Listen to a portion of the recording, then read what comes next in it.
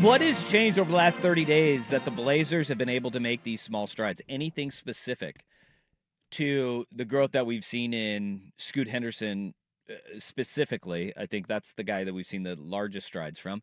But if you want to go on the granular, over the last 30 days, you've seen a switch flipped in Deandre Ayton from guy who cannot be playable to last handful of games been damn right dominant. I think that might end up being the biggest one. Tumani Kamara on the defensive end has continued to ratchet things up, and he'll give you the nights where he's popping in the scorebook. Shaedon Sharpe gets moved to the bench, and he has started to grow. But even guys like Chris Murray, man. Chris Murray, over the last 30 days, has been playing so much better basketball. So what is it that you look for as the things that have changed the most to these small strides moving forward? Because I think there's a lot of different ways to go about it because there's so many guys who have upped their game. There's this, you can point to a million things. I'm going to point to Deandre Ayton because I think that's where everything kind of flows out of. Because if he's cheeks, none of it matters. It's just, if you don't have somebody anchoring a defense, it's gone. And really, for the last 5 games that he's played, it's been his best games as a Blazer. And I don't think it's particularly close.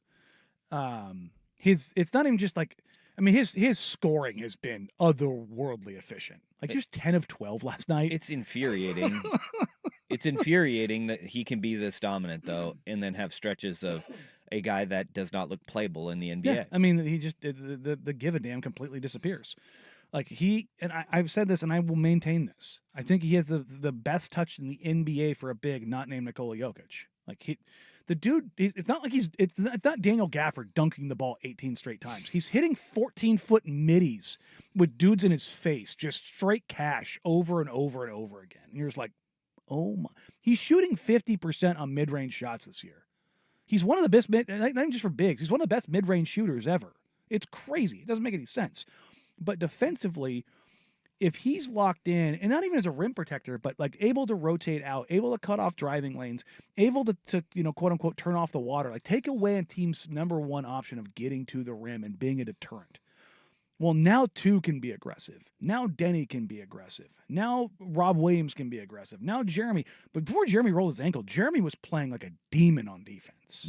And you're going, oh, Shaedon has started, even if he's making mistakes, he's making hustle plays and being disruptive. Scoot is being disruptive in passing. Like, Scoot's getting, like, I want to say he's getting 2 steals a game right now. He's been incredibly active in the passing lanes and being disruptive. You can do those things when you've got a team that has a bit of an anchor. And I think everything kind of flows from that. Now, what makes it better is Tumani Kamara leveling up into the disruptive force of nature defensively. Because if you look at their offensive stuff, the Blazers' offense hasn't been great. It's nothing spectacular. It's fine. But, like, if you look at where they have been defensively, I think coming out of last night, I think they were 5th in the last 2 weeks. Oh, my bad. They improved to 4th. Oh. In the last 2 weeks, they have the 4th best defense in the entire NBA. Here's a weird group for you. Another team that has won some games. Number 1 in the last 2 weeks defensively, Toronto Raptors. Number 2, the Lakers. Number 3, Boston. Number 4, Portland. Now, part of that is the offenses that Portland has played. Orlando twice, Charlotte, Miami in a funk. But they won those games. If you played those games in November, December, they'd probably lose those games. Like, that's the way they were playing. They weren't on the same page. But you've got Denny in a role that makes sense. You've got 2 in a role that makes sense. You've got DeAndre in a role that makes sense. Like, when this, and more than the role stuff, it's these guys being on the same page and understanding each other. Yeah. I think that might end up being the biggest part of it. When you mentioned Jeremy Grant, something kind of just stuck out to me is that, like, we're talking about this run over the last 30 days, and over the last 30 days, the Blazers have played 16 games, and Jeremy Grant has played in 7 of them. Okay? Now, the 7 that he has played in have been 5 of the 6 wins in this stretch, but I believe that the ones that he missed from December 30th to January 16th, I think that is where we started to see everybody else kind of grow and fall in Sure. line with their roles. And this isn't to say that it was addition by subtraction, but it allowed the Blazers to take a look around, because a lot of times you were looking at the Blazers just go, all right, JG, we don't know what to do really. And they had to find new guys, had to identify their roles and kind of find that structure without him on the floor. I think that helped everybody else kind of fall in line, especially a guy like Scoot Henderson. But you saw him come back, and when everybody else is more comfortable, they've been playing really well. Yeah, no, and he didn't play last night, but I don't think it mattered. No, because the Magic were atrocious. They were awful. I think the biggest part of that from the wing standpoint has been Denny's emergence. Because Denny's emergence as a natural playmaker, facilitator, downhill force is the thing that they needed. And Jeremy's just been awful from 2 this year. Awful. Like, he's still shooting the crap out of the ball from 3, but Denny and 2. Yeah. I think 2 is finding his role. Mm-hmm. There's a little more space. He's not going to have a ton of offensive workload, but it is a couple more possessions, and you can do experimental stuff. And again, I love JG, and I think that them having him has been worth it, because it gave structure and framework to what they're trying to do. But now it's like Mama Bird pushing the birds out of the nest. Like, you got to figure it out now. But the thing is, in that same period, you saw guys actually start to show growth. So it became, okay, I don't have to throw you out there and go, oh God, here we go again. Yeah. You know what I mean? Like, that's been the difference this time around, because we've seen this happen before. We saw it all last year when, the vets got shut down. Yeah. And it didn't, when they had all that opportunity and all that leash, didn't just materialize into production. They something has clicked. Something has come together. Well, do you think there's anything to and we're getting several texts on this right now, and it's pretty obvious. It was on social media last night too. Deandre Ayton is playing like a guy who may want to be traded. Look, he may want to be. He makes $35 million, and everybody knows what the freight of Deandre Ayton.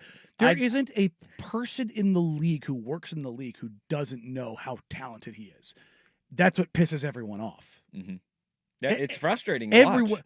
Look, he wasn't a number one overall pick, like, where people were like, well, it's Anthony Bennett. Like, no, he was new age David Robinson, guys. Like, there was no doubt about the talent. But the skids are there. Mm-hmm. And, I mean, this is a guy who anchored a team to an NBA Finals defensively. Yeah. Yeah. Like, there's no qualms about the talent. Damn, he kind of reminds me of, like, there's going to be a team that's going to be like the girl who dates the hot dude who's just flawed to the nth degree. She's like, I can fix him. There's going to be a team that goes that route. And it's like, no, you're not. Because I think that this isn't more of like DA motivated to be traded. This is more of like DA I think he's just being happy. Who he is. I think he's just happy. And there's peaks and valleys with his happiness. Yeah. And it goes with his production on the floor. I think that Chauncey, I think the realization with him was, you know what we need to do, regardless of what I want to do with anything else? I need to give him the LaMarcus Aldridge treatment. I need to just Pac-Man him for the first 5 minutes of the game. Nom, nom, nom, nom, nom, nom, nom. Let him eat. Let him eat for 5 minutes, and then if he's got it, we keep it going. Yeah. If not, hey, DA, look, we try to get you going, big dog. Wasn't there. Not the night. Go look at his scoring by quarter. See if anything pops up. Because I almost guarantee his first and second quarter scoring is going to be significantly higher than his third and fourth. Interesting. Because it's you get him involved and you get him to care, and you go, huh, interesting. What does that look like? LaMarcus Aldridge is exactly what it looks like, and that's the guy that you brought up. And the only time you saw LaMarcus in the fourth quarter was in the half court in the final 2 minutes when it was go time. Yeah. And the Blazers, when they need a bucket, what are they rolling? They run DA. They run a pick and roll. Yep. Because, like, if you've got him going, he's got 18 points and he's, 9 of 10 from the field. You know what a defense is going to do? They're going to go with him. And then all of a sudden you have opportunities. No doubt about it. It's such a weird, and I'm not saying this to take away from Scoot or Shaden or Chimani or Denny. I just think that DA, because the variance is so wide. Yeah. him tightening that and also being super productive and super efficient and being good on defense has been the thing that they can build out on. Don't get me wrong. That's a foundation that can be made of sand. Yeah. The water can wash that away real quick. Yeah. It's not a good idea to build that and go, we're good here. This ain't bedrock, But when it's good, it's good. Okay. So we'll see where it goes.